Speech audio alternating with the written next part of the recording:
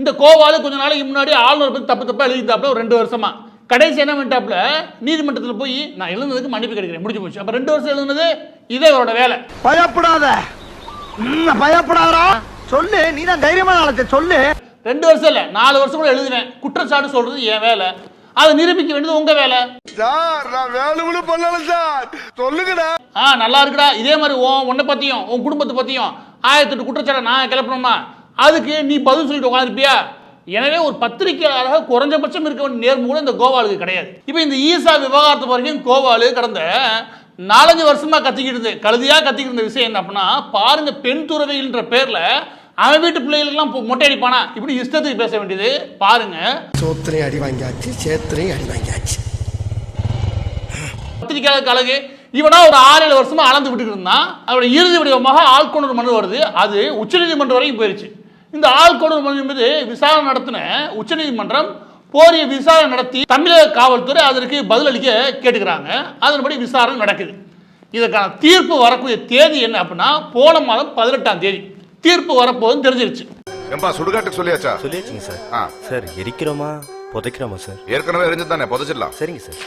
தீர்ப்பு வரப்போது தெரிஞ்சதுமே இவங்க என்ன பண்றாங்க, கோவாலு கோஷ்டி என்ன பண்றாங்க, அதுக்கு முந்திர நாள் ஐயோ இந்த மாதிரி செய்தி வருதாம் அந்த மாதிரி செய்தி வருதாம். கோபாலு ஐயா கோபாலு எந்திரா, கோபாலு எந்திரா, அடிபடிச்சா எந்திரா எந்திரா எந்திரா எந்திரா எந்திரா அப்படின்னு கோவால் மட்டும் கிடையாது.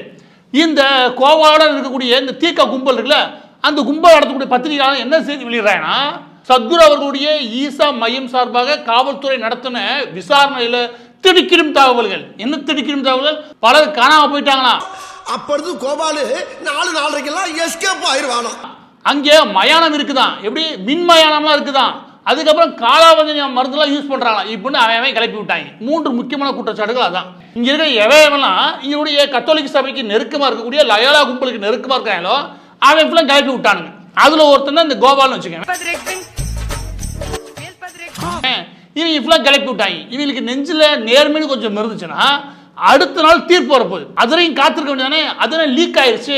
காவல்துறையுடைய அந்த ரிப்போர்ட் இருக்குல்ல அது லீக் ஆயிருச்சா. இதெல்லாம் நம்புற மாதிரி அங்க இருக்குது. ஏதோ எதர்ச்சியா நடக்கிறது கிடையாது. இவங்க திட்டமிட்டே செயல்படுறது. அடுத்த நாள் தீர்ப்பு இவங்களுக்கு சாதகமாக யார் இவங்க எதிர்பார்த்தது என்ன அப்படின்னா, ஈசா மையத்தை ஏதாவது கண்டிச்சா போதும் அப்படின்ற அளவுல தான் எதிர்பார்த்தாங்க. ஆனா வந்த விஷயமா கோவாலு போன்றவர்களுக்கு நேர் எதிரான விஷயம். அது என்ன அப்படின்னா, இந்த 2 பேர் இந்த 2 துறவிகள் சம்பந்தப்பட்ட விஷயத்தில் பெண் துறவிகள் சம்பந்தப்பட்ட விஷயத்துல நீதிமன்றம் கூர்மையா கவனிக்கிறாங்க. இதுதான் அதுல இருக்கக்கூடிய மிக முக்கியமான குற்றச்சாட்டு. இவங்க 2 பேரும் அங்கே அடைச்சு வச்சுட்டாங்க, அதை பண்ணிட்டாங்க இதை பண்ணிட்டாங்க அப்படிலாம் கிடையவே கிடையாது. அதற்காக முதலாவது நீதிமன்றம் என்ன சொல்லுச்சுன்னு பார்த்துடலாம். அப்பதான் கோவாலு போன்றவர்களுக்கு என்ன பலார் நீதிமன்றம் கொடுத்துச்சு நம்ம தெரியணும்.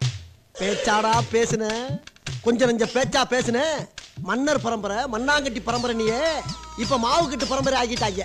இந்த காவல்துறையினுடைய தகவல்ல இது இருக்கா அது இருக்கான்னு அதுக்கு முன்னாடி கிளப்பி விட்டாங்க பாருங்க. அந்த புகாருக்கு வரேன். இதுதான் இந்த காவல்துறை முழு ரிப்போர்ட்டுக்கான நகல். இதோட 23 பக்கத்துல இவங்க முதலாவது கிளப்பி விட்டது, அதாவது தீர்ப்புக்கு முந்தின நாள் கிளப்பி விட்டது என்ன அப்படின்னா, எப்படியாவது ஈசா மையத்துக்கு நல்ல பேர் வந்துடக்கூடாது, புது பிரச்சனை கிளப்பிடுவோம் அப்படின்னு கிளப்பி விட்டாங்க. அரசியல்ல இதெல்லாம் சாதாரணமா. அந்த ரிப்போர்ட் அப்படியே காமிக்கிறேன், நீ தயவுசெய்து படிங்க. இவனுக்கு படிப்பறிவு இருக்கா இல்லையா? அது கோவாலுக்கு படிப்பறிவு இருக்கா இல்லையா? படிடா, ஒழுங்கா படிடா. நீ எதுக்கு நீ பத்திரிகை நடத்துற? நான் கேட்கிறேன். பத்திரிகை இழுத்த மூடிட்டு நீ என்ன பண்ற? நடிகை பத்தி கிசு எழுது, அதை உனக்கு நல்லா வரும் சொல்றேன்.